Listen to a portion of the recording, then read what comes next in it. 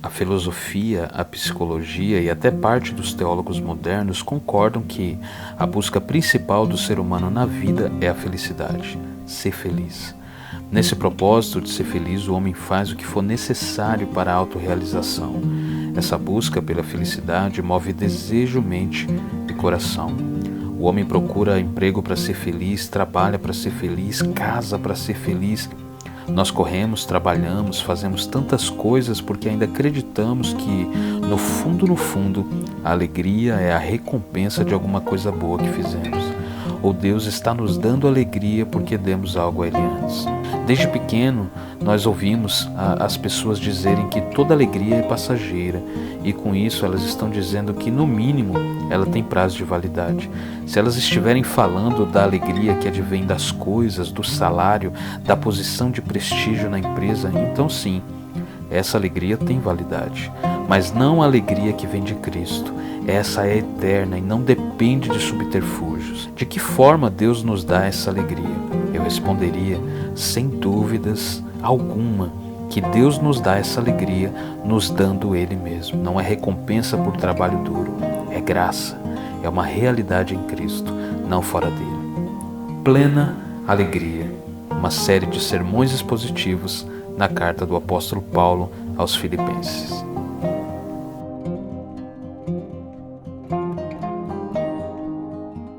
Graça e paz da parte do Senhor Jesus a todos vocês que estão participando, estão chegando aqui. Nós estamos felizes por você estar participando. Hoje nós estamos iniciando a série Plena Alegria, uma série baseada na carta do apóstolo Paulo aos Filipenses. Quero agradecer você que não é da nossa igreja, Missão Graça Abundante, mas mesmo em tempos de pandemia, em tempos contrários como esse que nós estamos vivendo, tem sido muito bom ver que alguns irmãos de outras igrejas, alguns irmãos que são de outros lugares, têm chegado até nós, né, por meio das transmissões. Isso é muito bom. Deus abençoe você, que você hoje possa ser edificado, consolado e exortado por meio da palavra. Como eu disse, nós estamos iniciando hoje a nossa série de sermões expositivos em Filipenses. Filipenses é uma carta maravilhosa e nós colocamos o nome dessa série de Plena Alegria, porque Paulo ele fala muito sobre alegria nessa carta e vai ser muito bom nós falarmos sobre isso. Quero convidar você para abrir a sua Bíblia, né, em Filipenses capítulo 1. Hoje vai ser apenas uma introdução, não vai ser muito estendido, vai ser pouco. Nós vamos ler do versículo 1 ao versículo 11, ok? Se você estiver na sua casa, pode pegar a sua Bíblia agora, tá bom? E abrir a sua Bíblia em Filipenses, capítulo 1, do verso 1 ao verso 11, tá bom? Vou esperar.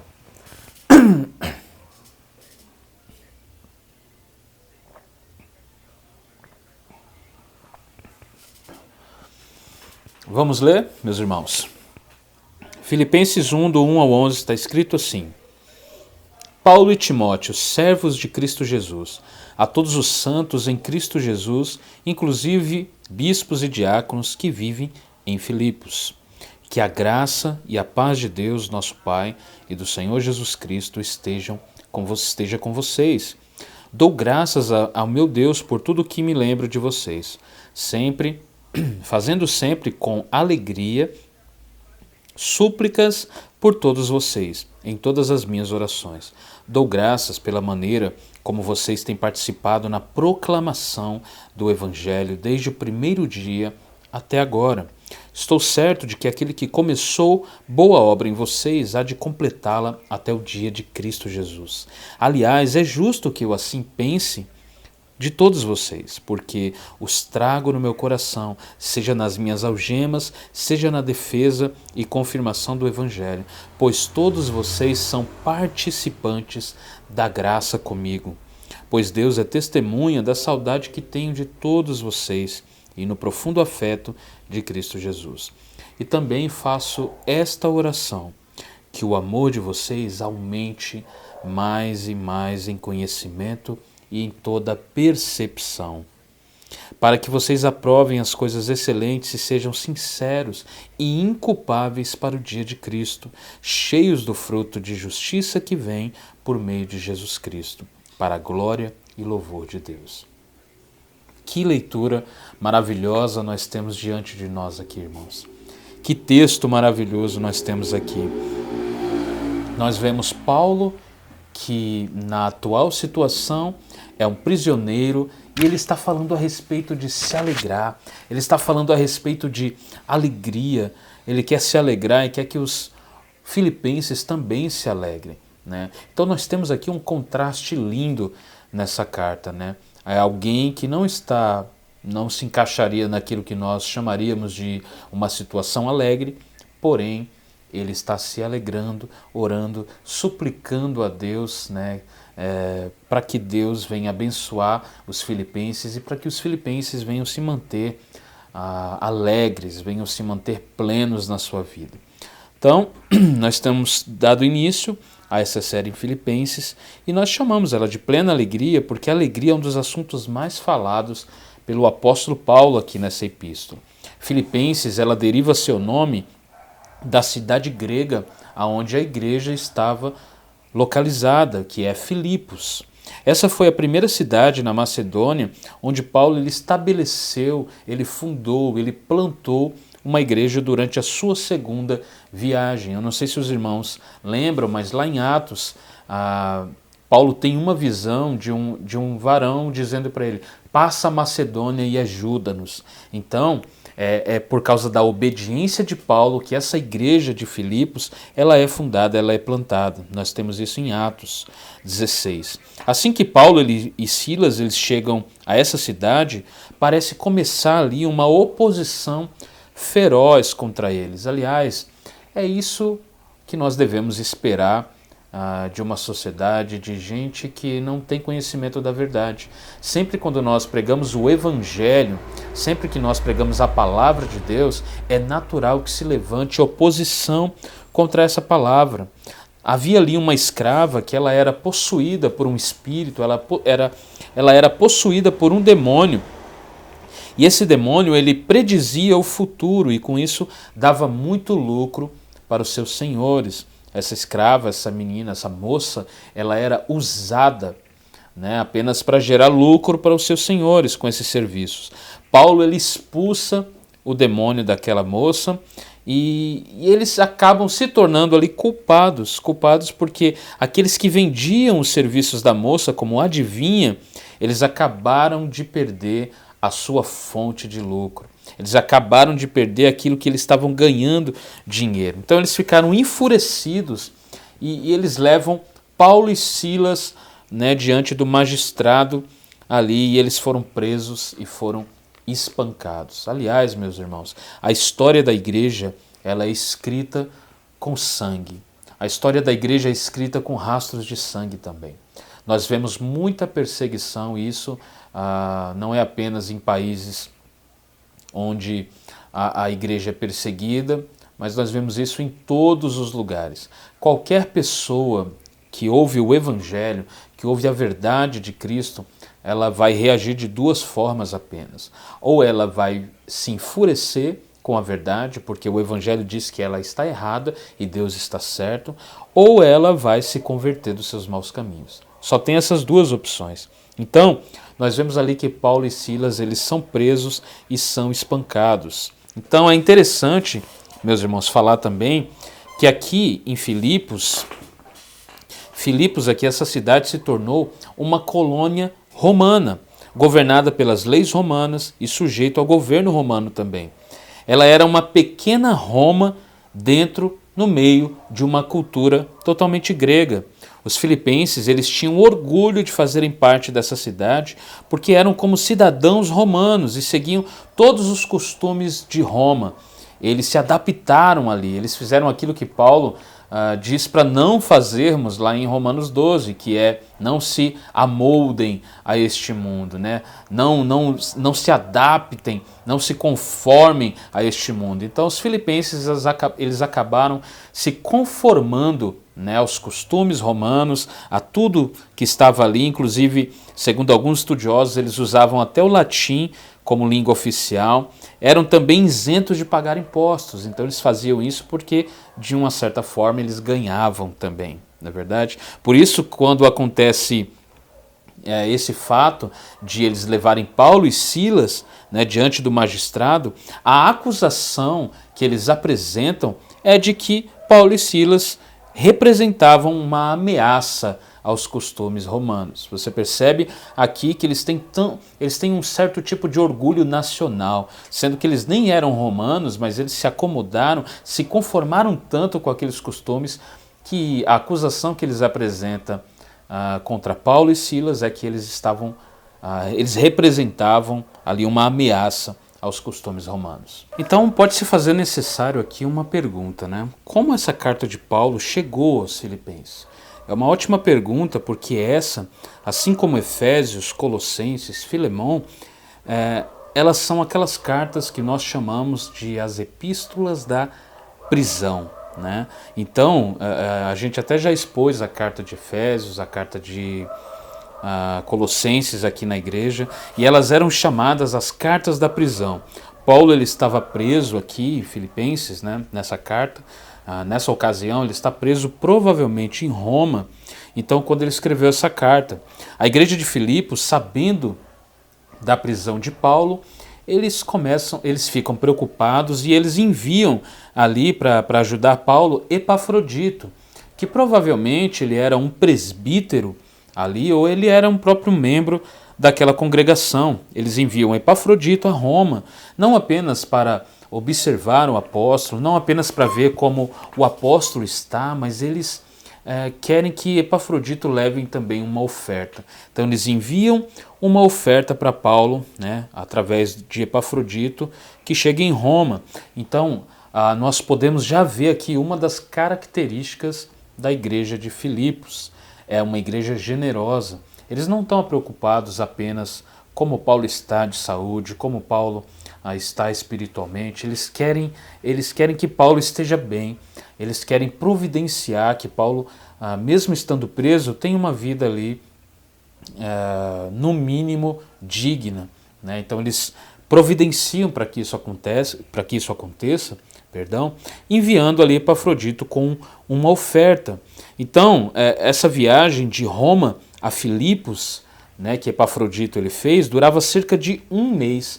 Epafrodito ele chega e fica com Paulo alguns meses, depois ele fica doente, depois ele sara, e após isso ele é enviado novamente a Filipos com a carta do apóstolo, conhecida como essa carta aos Filipenses. Então, é dessa forma que essa carta do apóstolo chegou às mãos dos filipenses.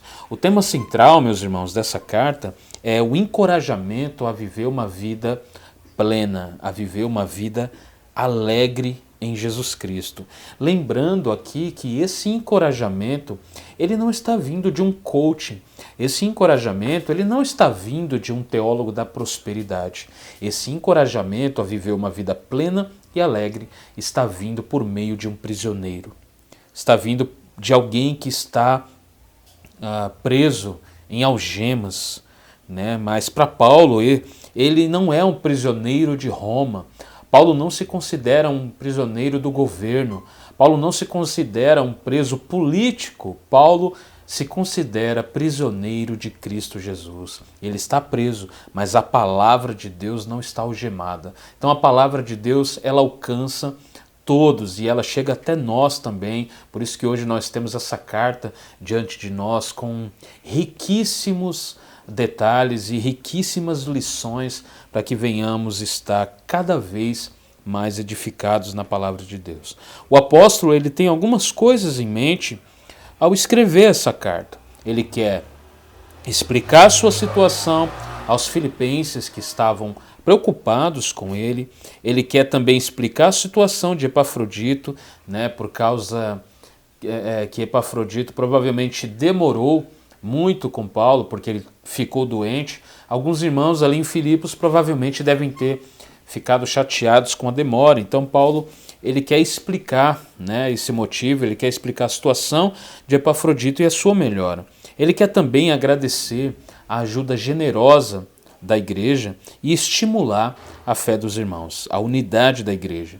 E para mim, essa é uma das mais ricas lições que nós temos na carta de Paulo aos Filipenses. É um contraste lindo, é um paralelo bonito de alguém que está numa situação ruim, mas não deixa de encorajar aqueles que provavelmente estão numa situação melhor.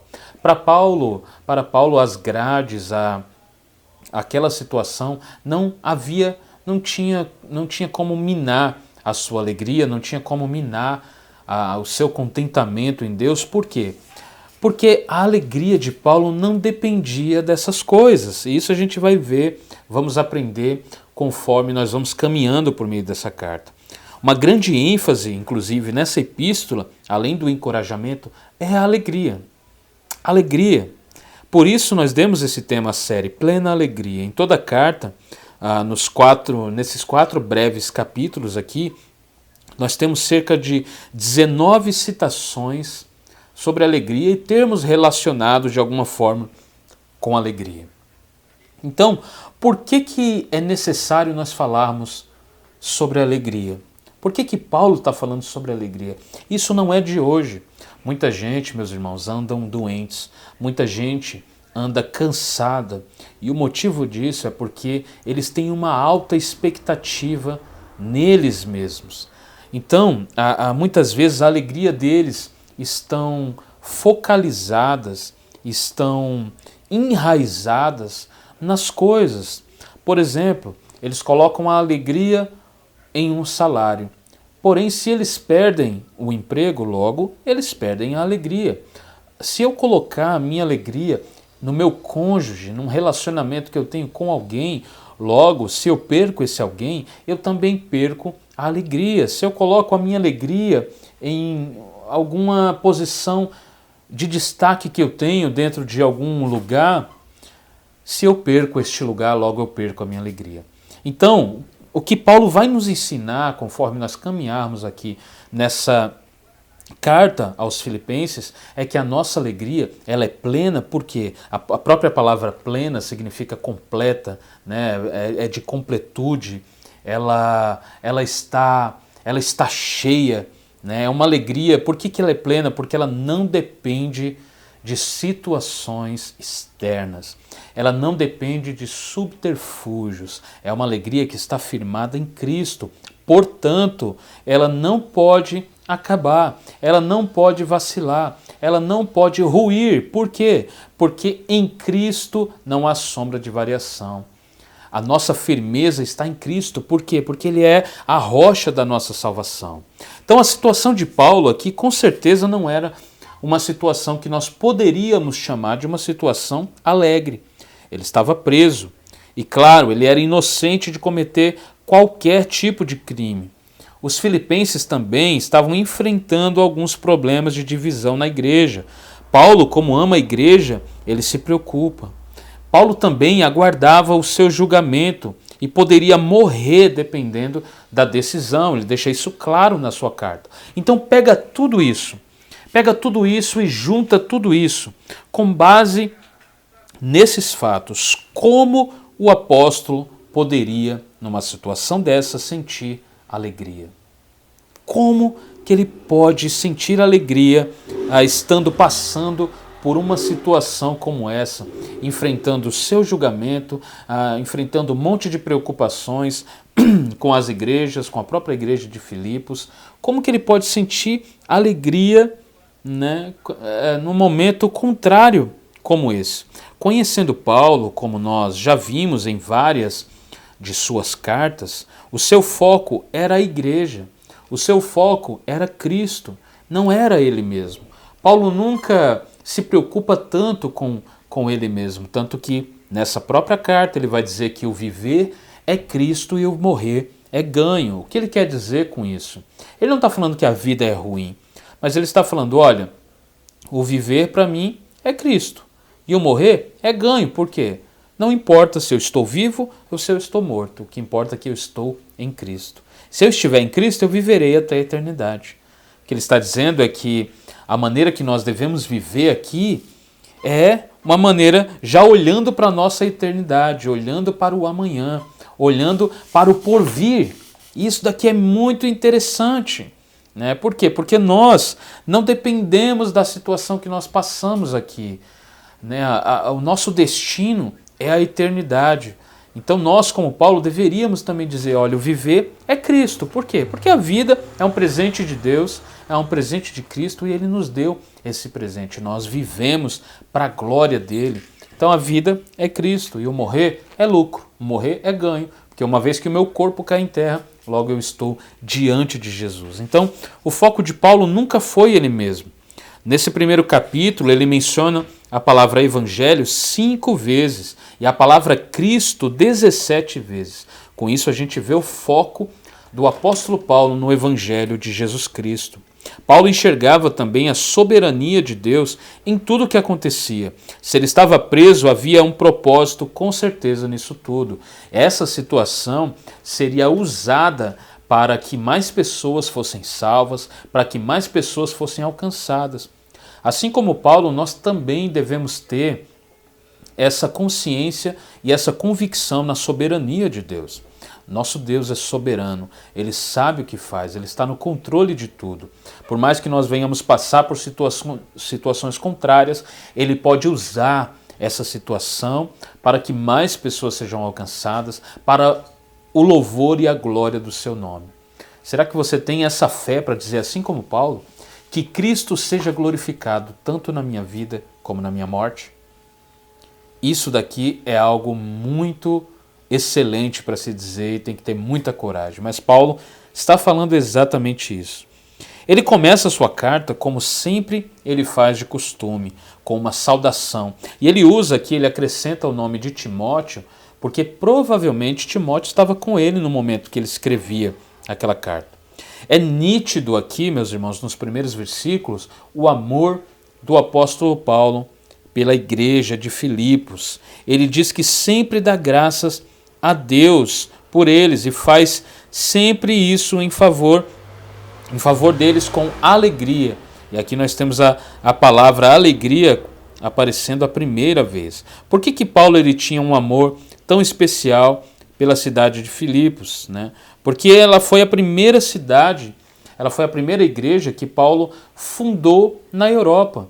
Então ele tinha um amor especial por essa igreja.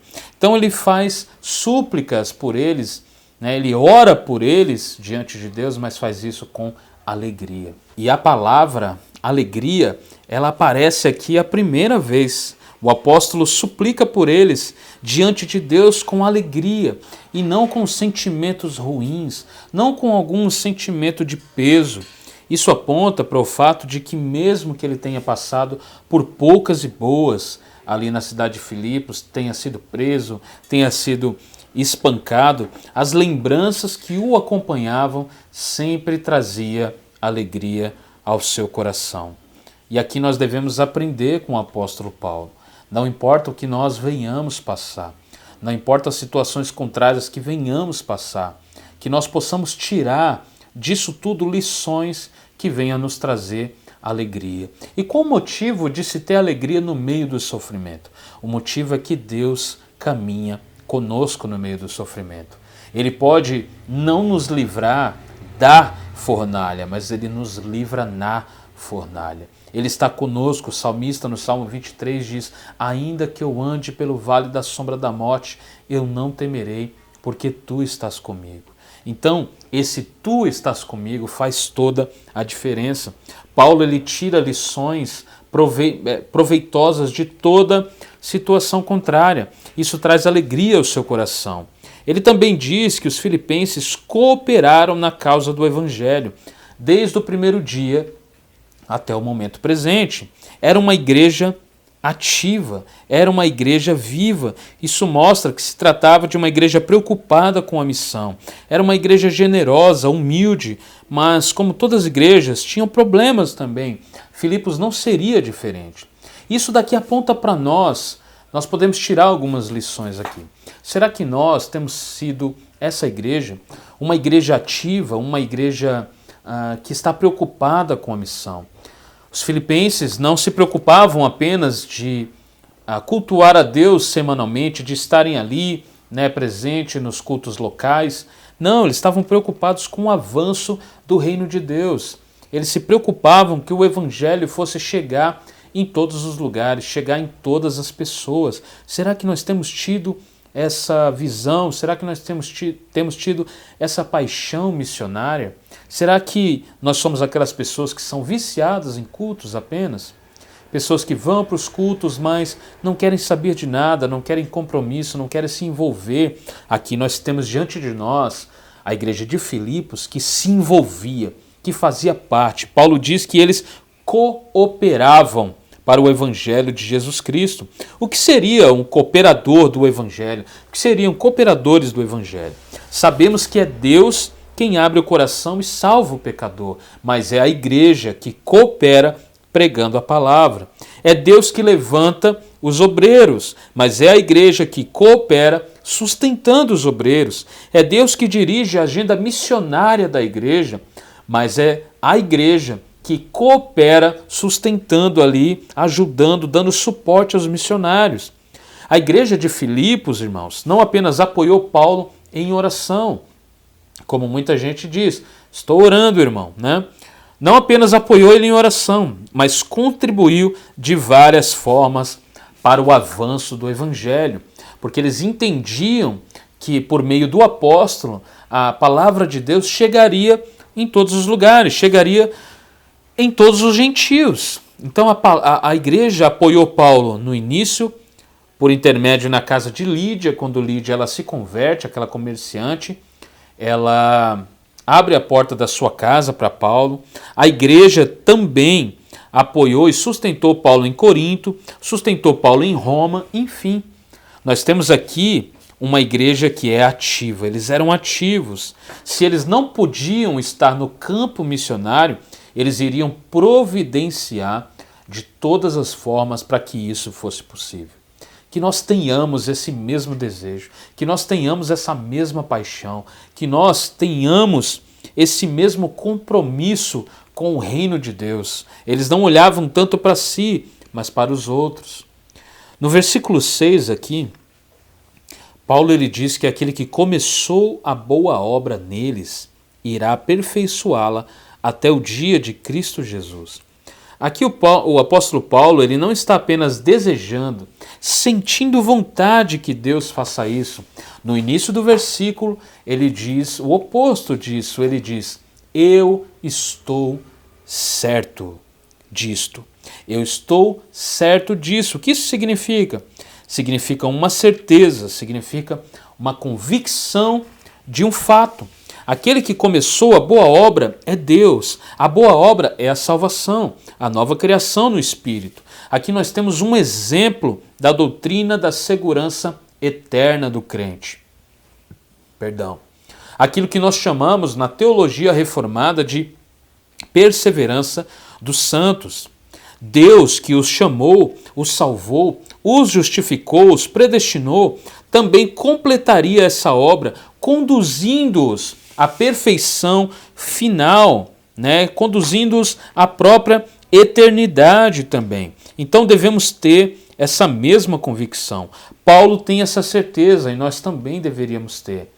Não somos nós, né? Nossa salvação não está segura em nós. Nossa salvação está segura em Deus, está segura em Jesus Cristo, porque aquele que começou essa obra nos salvando, nos chamando, nos purificando, perdoando, ele é fiel para terminar, para conduzir até o final. Nosso Deus não é conhecido por começar uma coisa e não terminar. Eu já comecei diversas coisas que eu não consegui terminar, né? Muita gente carrega essa frustração de iniciar um curso e não terminar, de fazer alguma coisa e não terminar. Mas o nosso Deus é soberano. Tudo que ele começa, ele termina. E com a nossa salvação não seria diferente. Nós devemos ter a convicção de que aquele que começou em nós a boa obra irá aperfeiçoá-la até o dia de Jesus Cristo, isto é, a sua segunda vinda. Essa certeza, convicção, ela pode mudar completamente o nosso modo de viver, a nossa vida cristã, uma vez que nós sabemos que aquele que nos chamou é o Senhor e que ele, ao contrário do que muita gente diz, não muda de ideia, não escreve, não apaga e depois reescreve de novo. ele escreve uma vez só o nosso nome no livro da vida. Ele não está escrevendo e apagando. Não existe borracha para Deus. Nosso Deus é soberano. Uma vez que Ele nos escolheu nele, uma vez que Ele nos chamou, Ele é fiel para nos levar até a eternidade. Ele sabe o que faz. Nós confiamos e vivemos para a sua glória, seguros nele até o dia de Jesus Cristo. É muito interessante que Paulo ele usa aqui esse momento para nos falar sobre essa doutrina. Então, nos versículos posteriores, ele diz que sente saudades também dos filipenses. E ele diz que Deus é testemunha desse sentimento. Imagina, Paulo não tinha a igreja de Filipos apenas como qualquer igreja. Ele tinha um amor especial pelos irmãos. Então ele sentia saudades. Ele amava a igreja, ele amava cada igreja. Mas ele tinha um amor especial pela igreja de Filipos por ser a primeira igreja que ele havia fundado e plantado na Europa. Lá estava Lídia, aquela comerciante que abriu a sua casa, que se converteu. Lá estava a escrava que foi liberta, provavelmente. Lá estava também o carcereiro que foi salvo quando aquele terremoto famoso acontece na prisão e Paulo e Silas pregaram para ele. Lá havia vários outros cristãos, na sua maioria gentios. Eles tinham um coração unido pelo amor a Cristo e uns pelos outros também. O que era muito diferente, por exemplo, da igreja de Corinto. Na igreja de Corinto nós vemos muitas divisões, e não apenas divisões, mas nós vemos ali problemas de caráter gravíssimos. Aqui em Filipos tem alguns problemas, mas não são tantos, Mas Paulo, ele escreve essa carta justamente para corrigir o que está de errado e para encorajar os irmãos a viverem uma vida plena e alegre em Jesus Cristo. Paulo, ele ora por eles para que eles tenham mais amor, mais união, mais alegria, enfim, é uma oração para que eles tenham maturidade cristã. Então, meus irmãos, em Paulo, a gente tem um exemplo. Os filipenses tinham um exemplo no apóstolo Paulo. Por quê? Porque eles olhavam para o apóstolo e eles não viam sombra de murmuração. Eles não viam alguém que estava reclamando pelos cantos. E ele tinha motivo para isso. Ele estava preso por causa do evangelho, ele havia levado chicotadas, ele havia sido espancado. Ele poderia andar por aí dizendo, olha, eu estou aqui todo marcado, estou todo ferido, mas não, ele diz, as marcas que eu carrego no meu corpo são as marcas que pertenço a Jesus. Os filipenses tinham no apóstolo Paulo um exemplo, porque ele é alguém que mesmo estando na prisão, ele canta louvores a Deus. E esse é um dos momentos mais bonitos lá em Atos 16, que é justamente na cidade de Filipos que acontece. Paulo, ele é preso, Silas, isso é muito conhecido essa passagem, e ao invés deles estarem orando para Deus vir com justiça, para o Senhor ferir aquele povo, não. Paulo está orando e está cantando louvores a Deus. Então, os filipenses tinham nele um exemplo a ser seguido. Ele ora para que eles tenham mais maturidade. Por mais que a igreja seja uma igreja unida, seja uma igreja fiel, ela tem alguns problemas que precisa de encorajamento para mudança e correção. E esse é justamente o caso. Por isso que Paulo escreve essa carta. Então aqui, meus irmãos, caminhando para o nosso final, caminhando aqui para o final dessa exposição, como eu disse, seria pouco, não seria muito, nós lemos apenas o versículo 1 ao versículo 11, o apóstolo ele termina sua carta com uma oração. Ele diz, por isso eu faço essa oração. E o seu pedido é que o amor deles possa aumentar mais e mais. Paulo não está corrigindo eles de forma que pareça que eles não tivessem amor. Eles tinham. O que Paulo está pedindo a Deus é que o amor deles, o amor que eles já têm, possa aumentar, possa progredir, possa crescer. E de que forma esse amor poderia aumentar? Como que isso é possível? O apóstolo ele dá a resposta em seguida, aqui mesmo. Ele diz que o amor de vocês aumente mais e mais, em conhecimento e em toda percepção. Olha o desejo de Paulo, que o amor de vocês possa aumentar, Mas alguém poderia perguntar como isso é possível. Ele diz: em todo conhecimento e em toda percepção. Esse amor aumentaria por meio do conhecimento. Mas que conhecimento, irmãos? Que percepção? Quanto mais nós conhecemos a Deus e quanto mais nós conhecemos a nossa natureza, o nosso próprio pecado, mais o nosso amor por Deus cresce e mais ainda o nosso amor pelo próximo aumenta. É isso que Paulo tem em mente quando ele diz que o seu amor aumente mais e mais em todo conhecimento e em toda percepção. Por quê? Quanto mais eu olho para a graça de Deus e vejo que eu não mereço, né? Porque a verdade é isso, eu vejo que Ele é bom, eu vejo o quanto Deus é bom, mas eu também vejo o quanto eu não sou. Então por isso nós crescemos na graça de Deus, porque nós sabemos que Deus é bom e nós não somos. E ao saber disso, nós passamos a amá-lo mais, nós passamos a engrandecê-lo mais. E isso, consequentemente, se aplica ao nosso amor também uns pelos outros. Porque uma vez que eu amo mais a Deus, uma vez que eu amo mais o Senhor, eu também passo a olhar para mim, vejo de que matéria eu sou, vejo que sou um pecador, passo a olhar cada irmão, passo a olhar o meu próximo como a mim mesmo. Então, o meu amor pelo próximo também vai aumentar consequentemente, uma vez que eu tenho esse conhecimento, uma vez que eu tenho essa percepção do Evangelho. Esse conhecimento aumentará o nosso amor, mas também aumentará a nossa percepção do Evangelho, do próximo, de Deus. Essa é a oração de Paulo aos Filipenses. E essa também, irmãos, é a minha oração por vocês, é a minha oração pela graça abundante, é a minha oração para você também que está acompanhando, que porventura é de uma outra igreja, que o nosso amor venha a aumentar mais e mais. Esse é o desejo de Paulo, e não é apenas o desejo de Paulo, é de Jesus também. Jesus, lá em João 13, se eu não me engano, ele diz que o amor que nós temos uns pelos outros seria a prova de que ele nos enviou. Seria a prova de que Ele está conosco.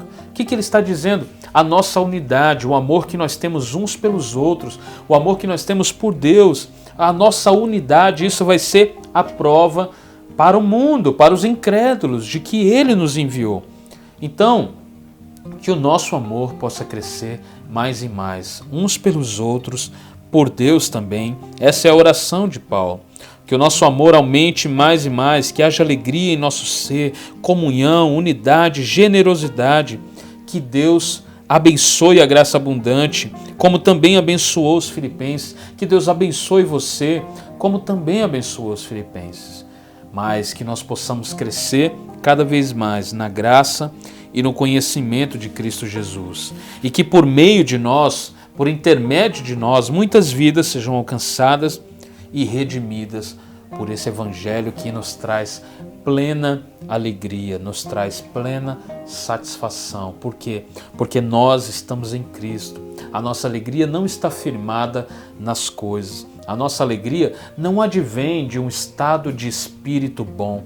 A nossa alegria não depende se eu levanto com o pé direito ou com o pé esquerdo. A nossa alegria está firmada naquele que é a rocha da nossa salvação, Jesus Cristo. Que você tenha essa plena alegria. Por hoje é só, meus irmãos. Na quarta-feira que vem, nós estaremos novamente aqui, às 8 horas, neste mesmo canal, nesse mesmo horário. Nós estaremos aqui falando um pouco mais sobre essa carta, falaremos um pouco mais sobre esse capítulo 1, falaremos um pouco do restante do capítulo 1 também, e que você possa ter sido edificado, consolado e exortado por essa palavra. No mais, quero convidar você para nós orarmos agora. Pai querido, Pai eterno, nós te agradecemos. Agradecemos por sua palavra, agradecemos por essa carta, Pai, que tem nos ensinado tanto a sermos uma igreja que irá amar mais o Senhor, irá amar mais a missão, a ser uma igreja ativa, a fazermos parte, Pai, de um povo que é ativo, um povo que ama o próximo, um povo que ama a Deus. Que nós sejamos, Senhor, este povo que está cheio da plena alegria, que nós sejamos um povo que estejamos alegres, Senhor, mesmo em meio às dificuldades, mesmo em meio às situações, porque como nós temos repetido aqui vez após vez, Senhor, nossa alegria não vem das coisas, a nossa alegria vem de Ti. E Tu és aquele, Senhor, responsável pela alegria. Tu és a nossa salvação. Tu és a nossa satisfação. Nós estamos enraizados em Ti. Nós estamos seguros em Ti. Por isso, Pai, que o nosso amor como igreja, o nosso amor como irmãos possa aumentar mais e mais em todo o conhecimento e na percepção do Evangelho. Que nós possamos crescer cada vez mais com esse sentimento. É o que nós pedimos, Senhor, e agradecemos em nome de Jesus. Amém. Meus irmãos, Deus abençoe você. Você pode compartilhar essa mensagem, pode compartilhar com seus amigos essa pregação, essa exposição, e nós continuaremos semana que vem, tá bom? Deus abençoe você. Beijo do gordo. Tchau, tchau.